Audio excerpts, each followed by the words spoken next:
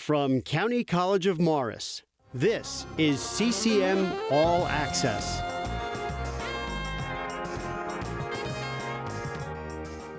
Hello, and welcome to CCM All Access, the program that brings you news and information from the County College of Morris.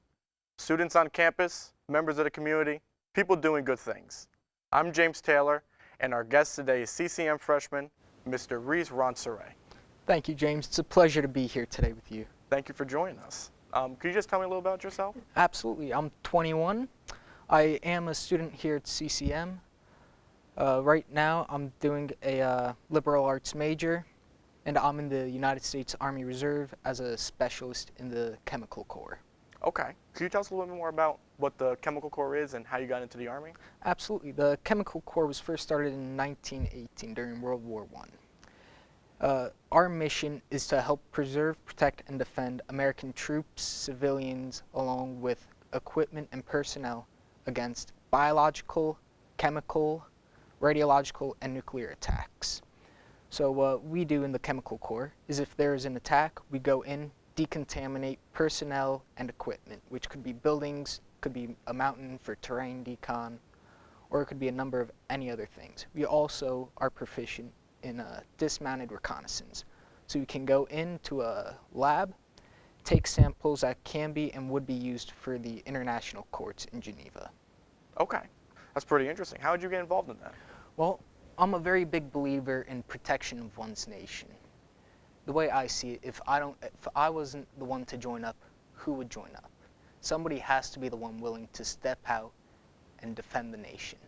And being that we're the United States of America, we're not only defending our nation, but we're defending an idea, which is freedom.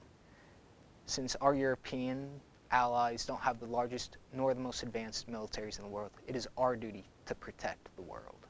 Okay, so you're kind of taking it upon yourself. Yes. Okay. And then how did you kind of find interest in the chemical side of things? I've never even heard of that kind of branch. So the Chemical Corps is a very small part of the United States military. You have to take what's called the ASVAB, the Armed Services Vocational Aptitude Battery, in order to join the military. And in that, it is a series of tests ranging from everything from mechanical proficiencies to mathematics to reading and comprehension. And after this test, it gives you a grade in multiple different areas. And depending on your grades in those areas, the Army assigns jobs that they think you would excel at. And in that, I had the opportunity to go into the Chemical Corps. And that is how I got into that. Okay. Do you enjoy it? I love it. Okay. It's something that you do different things every day. One day you could be inside learning about the new M53 Pro mask, or you could be outside doing decontamination. Okay. Is that the mask you're talking about there? Yes, that is the brand new U.S. Army M53 Pro mask. Okay. You could tell us a little bit about it? Absolutely. So on the front there is a speaker, so when you're actually wearing the mask, your voice will project so that it's not muffled. That is something brand new the Army's doing, and it is absolutely phenomenal. It works so great, makes our lives 10 times easier. Then on the side there is the filter. Mm-hmm. Now, I can't tell you what it does or does not protect against because that is considered classified information so that our enemies are not aware. Mm-hmm. But the way this mask works versus the old one had two canisters, one on the left side, one on the right side. You could take one off and still be able to breathe in a contaminated environment. And you could exchange canisters in the middle of a contaminated environment. Whereas this new one, you cannot. You go in, you do what you have to do, and you get out. The way this one is designed differently than the M50, which is the old Pro mask with two canisters on either side, is this one allows the operator to actually be able to hold a weapon and shoot it without having to remove his canister at all. So in a firefight, that could make all the difference. Okay. Have you gotten a chance to try this out? I have. Okay. It is different than the old one. I prefer the old one personally, but this one is very new, and it does have the microphone feature, which does make our lives 100 times easier. Okay, so it has its ups and downs. It does with anything. So from the military, how did that bring you to CCM? So we were actually getting ready to deploy to go over to Kuwait a year ago or so. So I had to put off college after I graduated in 2020 from high school because of that deployment. So while we were getting ready to deploy, we went down to Georgia, did some training there. We came back up, went to Fort Dix, which is here in New Jersey. While we were there, we were training, doing our thing, but in that time, we were gone for a week at a time or 2 weeks. Then I would be back home for a week or so, then gone again. Okay. So school I wasn't able to do it due to how busy I was getting ready to deploy. Okay. And then you decided you wanted to further your education here? Yes, once I came back from Fort Hood, which is in Texas, which is where units go to deploy, once they said, sorry, you can't go, I came back here and wanted to pursue my education. Okay. Sounds like a great plan. Do you have any plans to further pursue? Do you know what you want to do after CCM? I know Yeah. you're a freshman, so you still have some time. Yeah, so what I personally want to do, I want to get my degree, then go in as an officer into the United States Army on the active duty side. Okay. And how do you become an officer? So by doing that, first you have to get a bachelor's degree. Then after that, you go to OCS, or depending on the program you're in, you go to Fort Campbell, Kentucky. You do about 2 weeks or so training there, and then you get commissioned as an officer into the United States Army. Okay. That's pretty cool. So I know you were saying earlier how they sent you down to Georgia and then you went to Texas. You kind of tell us about what that experience was like for you, because I'm sure there's a lot of interesting stories, memories. Absolutely. So when we went down to Georgia, we were there doing our thing, and it was a brigade-wide thing. So the way the Army works is the smallest unit is a company, which is made up of 150 or so soldiers. Then above that, you have a battalion, which is about 4 or 5 companies. Then above that, you have a brigade, which is led by a full-bird colonel, and that's about 4 or 5 brigades. And the way that works is everyone reports to the colonel, and the colonel disseminates information and tells everyone what to do. So when we went down to Georgia, it was the entire 415th Chemical Brigade. So it wasn't just my unit, but there were multiple units out there. And what we were doing, we had to get certified. So we were running our missions. We would have to hit what's called SP.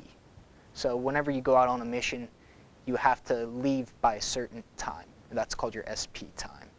My unit was the only one to hit every single SP time, which was remarkable, being that active duty units have a very hard time hitting their SP times. And the way one hits that SP time is by doing what's called reverse planning. So you know you have to leave at, let's say, 09 in the morning, which is 9 a.m. You plan backwards from there. So let's say it takes everyone 20 minutes to load up in the vehicles and go.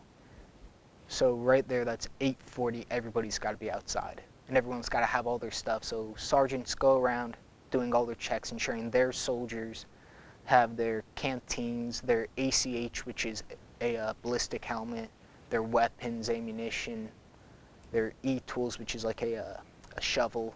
It's like a shovel axe mix. Okay. Then once everyone's got all their stuff, they load up. And it's usually in that time frame that units fall behind. Excuse me. Because somebody either forgets something or is missing something. Then once they go out, I was lucky enough while we were in Georgia, I was the one with the map, leading the entire platoon down the road, which the first time it was Seems a little nerve-wracking. And I got everybody lost. So we were supposed to end up south. We ended up northeast. Wow. Like on completely... a little bit off track. Just a little bit. So after that, the sergeant came up to me and said, because he got chewed out, then I said, nah, it was me. Mm-hmm. So I got chewed out. I didn't get chewed out, but... So he said, hey, Ronceray, do you want to go up in front again, lead the way? I was like, you know what? I messed up. I want to do it again. I got to prove myself. Mm-hmm. So I led, and I didn't get us lost any other time going to the mission. Then it was either the last or the second to last mission. We had to go home after the mission. So we're going, and I make a wrong turn. And then from there, it just all goes downhill once again. So what exactly takes place in these missions? So for us, It's different than how it was a year ago or 2 years ago. Okay. From my understanding, from what I've been told, the United States Army worked in a very unique way. Whenever my unit would go out, being that we're what's called a supporting unit, we aren't supposed to see direct combat because we're considered very valuable. We're there for the what if. Mm-hmm. If we go out, it's bad. Yeah. People are dying. It's ugly. Mm-hmm. So we go out and we're supposed to get an infantry or an MP escort. But the way the Army is transitioning, they want it so that we have to provide our own security. So not only do we have to decontaminate the incoming unit, we also have to provide security for ourselves. Then once a decontaminating unit comes in, they take over the responsibility.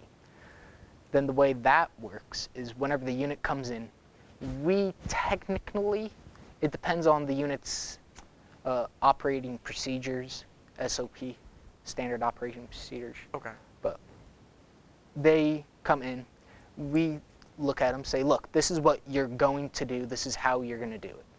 Then they come in, they have a battle buddy, which is like a friend or something they have, and they help each other take off their MOP suit, or their JS list, which is a Joint Lightweight Service Integrated Technology. It's a chemical suit. Okay. So they come in, we help them take it off, they give us their equipment, we decontaminate their equipment, then at the end we reissue them whatever materials they may need. But when you're on a mission, you are still technically in what's called the hot zone. So you come in, we can either reissue them their equipment and send them back off into the fight, or after they come to us, they're going home. So we don't reissue them anything, theoretically. Okay, that makes sense. Well, that's very interesting. I never knew any of that.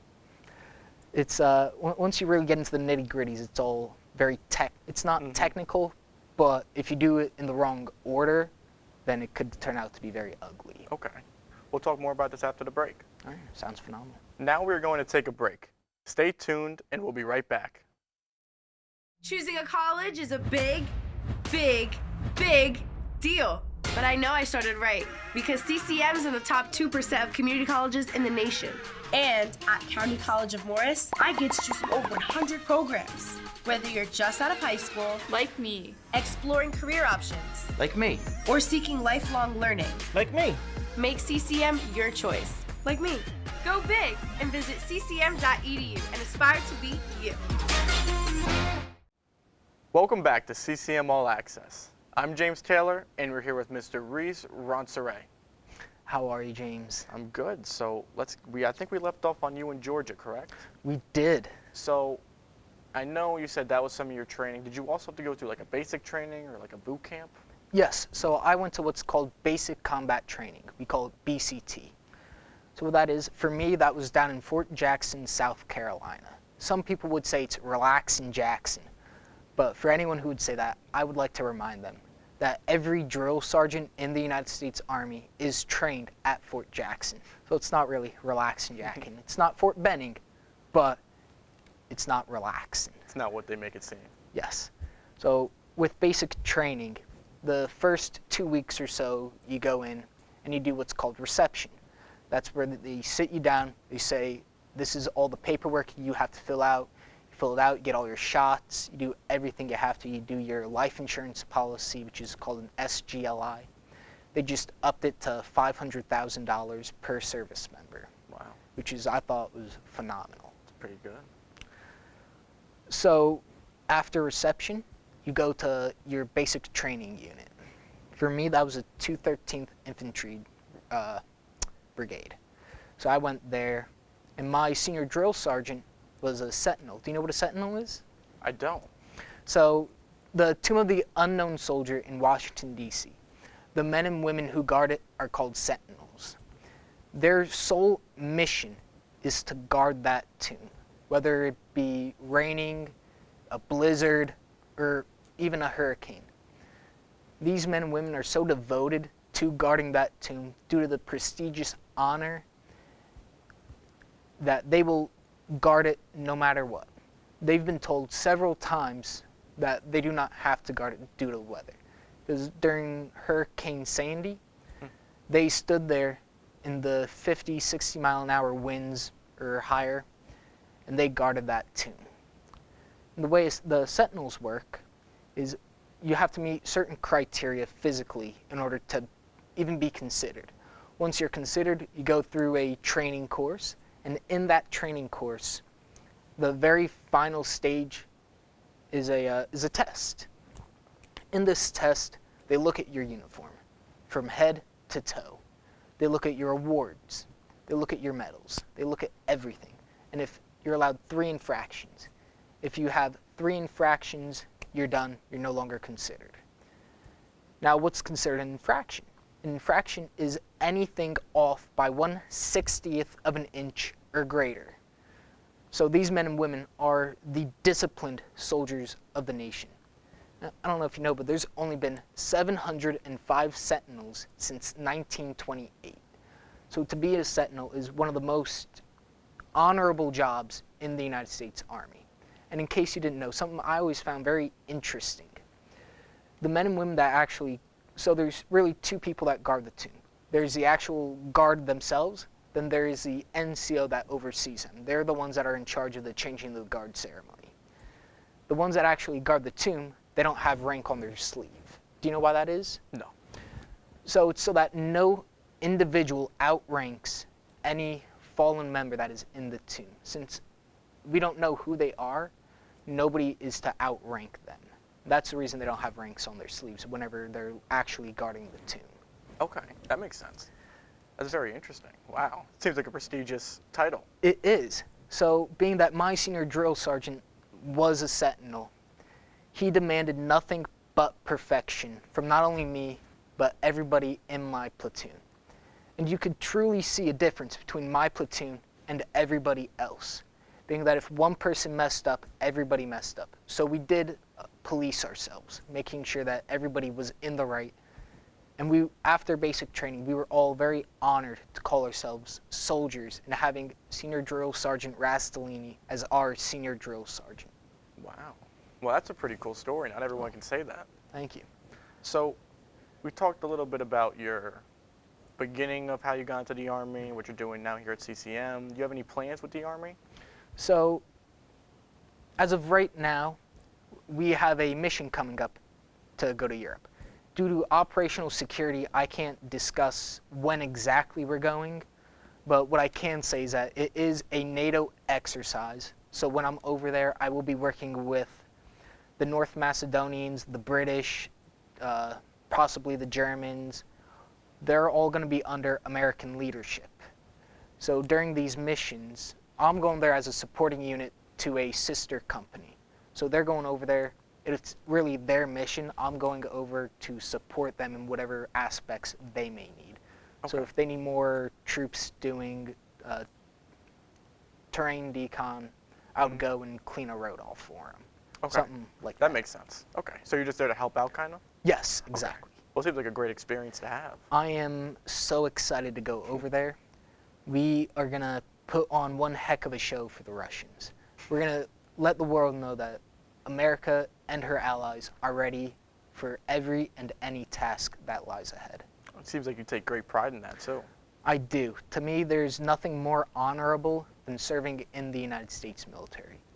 Whenever I'm there, I always feel such a sense of patriotism, being that I'm doing something not just for me, not for my family, but for the nation as a whole and the free world as a collective. Wow. So it seems like you like serving others, making sure that everybody's safe. I do. The way I see it, if it's not me, who is it going to be? If I'm not willing to stand up and defend what I believe in, then what am I doing?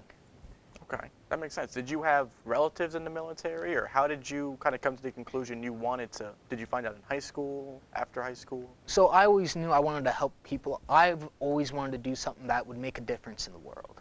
No matter how small it may seem, every little minute thing an individual does will help in the greater...